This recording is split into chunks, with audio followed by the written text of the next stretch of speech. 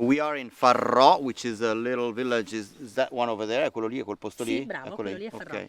We are 10 kilometers, 10 chilometri da Valdobbiadene, Sì. like 7 miles from Valdobbiadene. This is one of the most incredible places I've ever seen, and I visited a lot of vineyards, and I'm in awe on one side for 3 reasons. First of all, we are with the beautiful Elisa Piazza alias Bronca. She's the daughter of one of the sister Bronca. Going back to the concept of the extra brut, and also they're doing a col fondo, which is a surli, and I'm trying this wine for the first time in this beautiful environment. But the straight statement I would like to say, and the reason why I'm happy and at the same time slightly pissed off, because I think I am actually one of the most beautiful countryside and sightseeing and connection between forest and vineyards and wild nature I've ever seen in my life.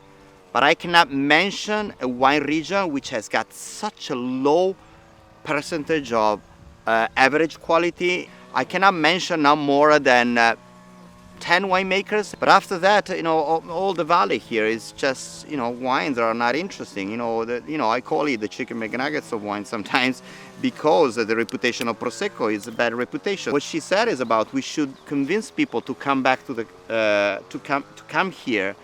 And to get on the top of the hill, you need to, make a bit of a strength to get quality. And you want to say something about the Sovescio, like the green manure that you didn't mention. Quando prima vi avete parlato di come ossigeniamo il terreno, di che pratiche usiamo appunto per non danneggiare il terreno, mi sono dimenticata di dirvi che la strada That's è normal. stata... Yes. So when we were talking about talking about how to create oxygen in the soil, if you see the video we did on Musella, it's really important to create oxygen in the soil so the soil is lively.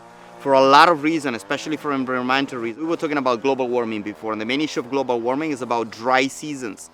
So if you connect a dry season, and with the dry season, you have a soil that is really compact, maybe you have cement, maybe you build houses, you don't actually plant any plants, and so the soil is compact and the water just flow down. E quindi so cosa piantate. Quindi col Sovescio fai un filare che lo lasci naturale, nell'altro filare invece metti delle piante. Ne sopporta bene.